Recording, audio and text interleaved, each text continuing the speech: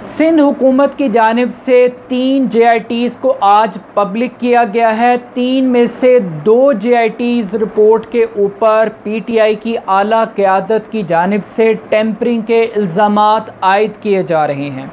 Uzair Bloch और doctor Nisar मुराई के हवाले से अली ज़ैदी ये मौक़िफ़ रखते हैं कि आसिफ अली ज़रदारी और फ़रियाल तालपुर बाकायदा तौर पे इन गैंगस्टर्स, माफियाज़, कातिल और डकैत्स की बाकायदा तौर पे सरपरस्ती कर रहे थे, जबकि सिंध गवर्नमेंट की JIT रिपोर्ट इस किस्म के इल्ज़ामात की तस्दीक नहीं करती। अब हकीकत क्या है? क्या वाकई सिंध गवर्नमेंट ने JIT रिपोर्ट्स को टेम्पर किया है और किस तरीके से अली ज़ैदी कल ये साबित करेंगे कि JIT रिपोर्ट्स को टेम्पर किया गया है? ये तो आने वाला वक्त ही बताएगा, मगर ये एक बहुत बड़ा स्कैम होगा पाकिस्तान की हिस्ट्री के अंदर कि इस मुल्क में JIT रिपोर्ट्स भी महफूज नहीं हैं। JIT रिपोर्ट्स को भी टेम्पर किया जा सकता है। अब ये बात भी हकीकत है कि JIT रिपोर्ट से हट के फ़रियाल तालपुर, कायम अली शाह और डॉक्टर जुल्फ़िकार मिर्ज़ा, जो उस वक्त पीपल्स पार्टी के वज़ीरे दाखिला थे सिंध के, वो बाकायदा तौर पर उज़ैर बलोच की सरपरस्ती भी करते रहे, उनकी तकरीबात के अंदर भी शिरकत करते रहे और पीपल्स अमन कमेटी के हवाले से जो रोल पीपल्स पार्टी की गवर्नमेंट का था वो भी पूरी दुनिया को पता है। और ये बात भी हकीकत है कि बग़ैर सरकार की सपोर्ट के माफियाज़ और गैंगस्टर्स पनप नहीं सकते।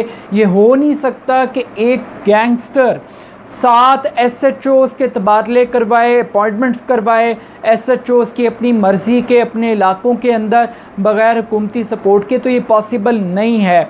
तो आई थिंक कि ये बात तो रोज़े रोशन की तरह आया हैं कि हुकूमतें और पॉलिटिकल पार्टियां इन माफियाज़ की सपोर्ट करती रही हैं, मगर ये 2 JIT रिपोर्ट्स तो अब चूँकि मुतनाज़ा हो चुकी हैं, टेम्परिंग के इल्ज़ामात आयद किए जा रहे हैं। ये सवाल उठाया जा रहा है कि आर्टिकल 164 के तहत मैजिस्ट्रेट के सामने जो इंकशाफात किए थे उज़ैर बलोच ने, जिसमें आसिफ अली ज़रदारी का नाम, फ़रियाल तालपुर का नाम और दीगर आला क़यादत के नाम लिए गए थे सरपरस्ती के हवाले से, वो JIT रिपोर्ट के अंदर मिसिंग है। और बाज़ जगहों के ऊपर जो सिग्नेचर्स हैं वो उस पूरी टीम के जिसने वो JIT कंडक्ट की थी, कहीं पे कुछ के नाम मिसिंग हैं और कहीं पे कुछ के नाम मुकम्मल हैं, तो इसके ऊपर भी एक नया तनाज़ा मौजूद है। मगर जो तीसरी JIT रिपोर्ट है जिसको किसी ने कॉन्ट्राडिक्ट नहीं किया, जो बहुत ही संजीदा और ख़तरनाक है, वो बल्दिया फैक्ट्री की JIT रिपोर्ट है। ये JIT रिपोर्ट तकरीबन कोई 27 सफ़ात के ऊपर मुश्तमिल है। इस JIT रिपोर्ट के अंदर बाकायदा तौर पर ये बताया गया है कि 2012 के अंदर किस तरीके से 20 करोड़ रुपए का भत्ता न देने पर ज़िंदा इंसानों को, 250 से ज़ायद ज़िंदा इंसानों को जला दिया गया था।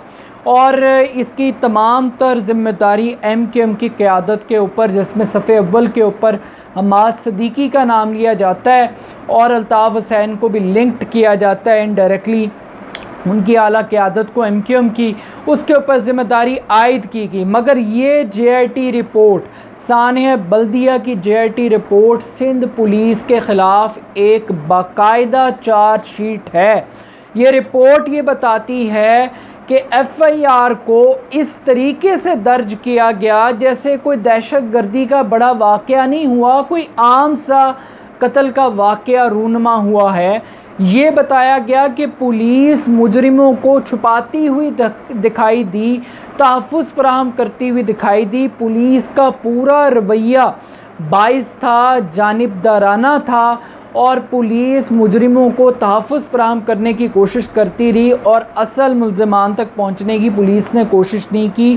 पुलिस दबाव का शिकार थी और ये रिकमेंडेशन दी गई कि दोबारा से FIR को दर्ज किया जाए, मुल्ज़िमान को पकड़ा जाए, ECL में उनका नाम डाला जाए, पासपोर्ट उनका ज़ब्त किया जाए और उनको कैफ़रे किरदार तक पहुंचाया जाए। रिपोर्ट में ये भी इंकशाफ किया कि 2.5 साल के बाद JIT को तश्कील दिया गया, जब क्राइम सीन मुकम्मल तौर पे कॉम्प्रोमाइज़ हो चुका था, हक़ाइक़ को, शवाहिद को मिटाया जा चुका था, तब JIT को तश्कील दिया गया। तो अब ये सवाल पैदा होता है कि पुलिस क्यों बाइस थी, क्यों पुलिस ने FIR को प्रॉपर तरीके से दर्ज नहीं किया। इसके ऊपर अब इन्वेस्टिगेशन होनी चाहिए और वो कौन से ऑफिसर्स थे जो इस पूरे वाक़े को डील कर रहे थे और क्यों उनके ख़िलाफ़ कोई कार्रवाई नहीं की, और क्या आज PTI की गवर्नमेंट, पीपल्स पार्टी की सूबाई हुकूमत क्या इन पुलिस ऑफिसर्स के ख़िलाफ़ कार्रवाई करेगी जो कातिलों की सरपरस्ती कर रहे थे, दहशतगर्दों की सरपरस्ती कर रहे थे। कैसे एक आम आदमी को इंसाफ इस मुल्क में मिल सकता है जब पुलिस कातिलों का तहफ़्फ़ुज़ करेगी, जब पुलिस माफियाज की सरपरस्ती करेगी। जिसने आम आदमी को इंसाफ दिलाना है वो जालिम के लिए बचने के रास्ते पैदा कर रही है। ये एक बहुत बड़ी चार्जशीट है, मगर पुलिस का खौफ और दबाव ये इसका एक हिस्टोरिकल बैकग्राउंड है। 1992 के कराची ऑपरेशन के बाद जिस तरीके से पुलिस ऑफिसर्स को चुन चुन के मारा गया, कत्ल किया गया MQM की क़यादत की जानिब से, और फिर जिस तरीके से माजी में इस्टेब्लिशमेंट ने सरपरस्ती की, ये भी तारीख़ की एक बदतरीन मिसाल है। जिस तरीके से परवेज़ मुशर्रफ ने 12 मई को मुक्के लहरा कर कराची के अंदर लोगों को कत्ल करवाया, बर्बरियत की, कैमरे की आँख ने ये तमाम मनाज़िर महफूज किए, रियासत कहीं नज़र नहीं आई, पुलिस कहीं नज़र नहीं आई। तो ये वो अंजाम है, ये वो ज़वाल की दास्तान है जो इस स्टेज तक लेकर आई कि बल्दिया फैक्ट्री के अंदर पुलिस कातिलों की सहूलत कार थी। एक आम आदमी को इंसाफ देने के लिए फ़र्स्ट हैंड इंफॉर्मेशन, जो पहली रिपोर्ट है जिसकी बुनियाद पे पूरे मुकदमे ने चलना है, वो बुनियाद ही गलत डाली गई ताकि कातिलों को, मुजरिमों को तहफ़्फ़ुज़ दिया जा सके।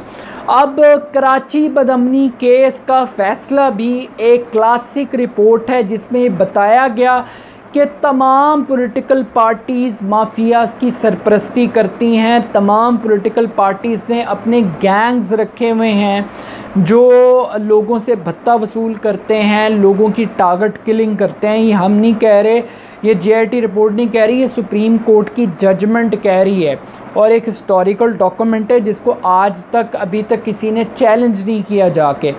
तो अब दूसरा अहम सवाल ये है कि इस JIT रिपोर्ट के बाद क्या किसी को इंसाफ मिलेगा? क्या हम इसी बात पे लड़ते रहेंगे कि आसिफ अली ज़रदारी साहब सरपरस्ती कर रहे थे या नहीं कर रहे थे? आम सवाल ये है कि पीपल्स पार्टी की गवर्नमेंट से तो कोई तवक्को नहीं है, लेकिन क्या उज़ैर बलोच की सरपरस्ती करने वाले डॉक्टर जुल्फ़िकार मिर्ज़ा के ख़िलाफ़ PTI की गवर्नमेंट कोई एक्शन लेगी? वो जुल्फ़िकार मिर्ज़ा जिनकी अहलिया इस वक्त वफाकी काबीना का पार्ट हैं, GDA की टिकट के ऊपर क्या उनके ख़िलाफ़ कार्रवाई हो सकती है? क्या हुकूमत में इतना दम है कि हुकूमत को तो वोटों के लाले पड़े हुए इत्तेहादियों को मनाने के वो उनके ख़िलाफ़ एक्शन लें, कार्रवाई करें? और उससे बढ़ के वो MQM जो इस वक्त ब्लैकमेल कर रही है गवर्नमेंट को सेक्टर्स और यूनिट्स को दोबारा खुलवाने के लिए, अपनी प्रॉपर्टीज़ को वापस मांग रही है, मुकदमात ख़त्म कराने की बात कर रही है, जेलों से रहनुमाओं की, कैदियों की रिहाई के मुतालबे कर रही है। क्या इमरान खान साहब इस स्टेज के ऊपर MQM की क़यादत के ख़िलाफ़ कोई एक्शन लेंगे? ये एक अहम सवाल है, मगर मुझे लगता है कि हुकूमत के अंदर इतना दम नहीं है।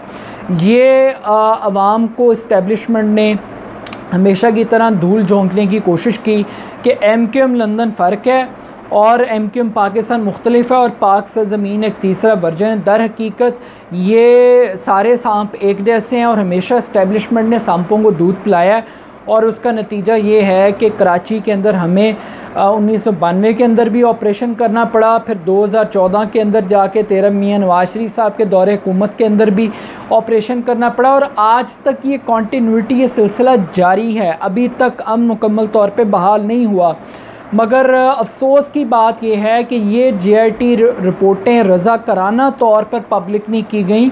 बाकायदा तौर पे अली ज़ैदी को सिंध हाई कोर्ट में जाना पड़ा जाने के बाद दोबारा तौहीन अदालत के अंदर दरख्वास्तें दायर करनी पड़ी और फिर असम्बली के फ्लोर पर जाकर इल्ज़ाम लगाने पड़े, तो पीपल्स पार्टी की क़यादत ने अपनी क़यादत को के दिफा के अंदर इन रिपोर्टों को पब्लिक किया, ना कि पब्लिक इंटरेस्ट के अंदर कि किसी को इंसाफ मिल जाए, किसी मज़लूम की दादरसी हो जाए।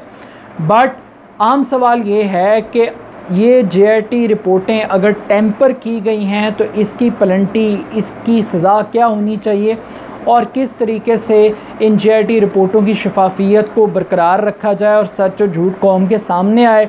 मगर आम बात यही है कि ये तमाम JIT रिपोर्टें सिंध पुलिस के ख़िलाफ़ एक मुकम्मल चार्जशीट हैं जिसने हर स्टेज के ऊपर मेरिट को कॉम्प्रोमाइज़ किया है और माफिया की, दहशतगर्दों की सरपरस्ती की है, लोगों को कत्ल करने में, लूटने के अंदर। तो ये अफसोसनाक एलिमेंट है। मगर देखते हैं कि कल कौन सी JIT रिपोर्ट सच्ची साबित होती है और अली ज़ैदी अपने दिफा के अंदर क्या सबूत पेश करते हैं और वो इदारे जिन्होंने वो रिपोर्ट मुरतब दी है वो अपना मौक़िफ़ किस तरीके से पेश करते हैं, इसका हम इंतज़ार करते हैं। लेकिन एटलीस्ट 8 साल के बाद ये रिपोर्टें मंज़र आम पर आई हैं और उन सियाह चेहरों से किसी हद तक पर्दा ज़रूर हटा है।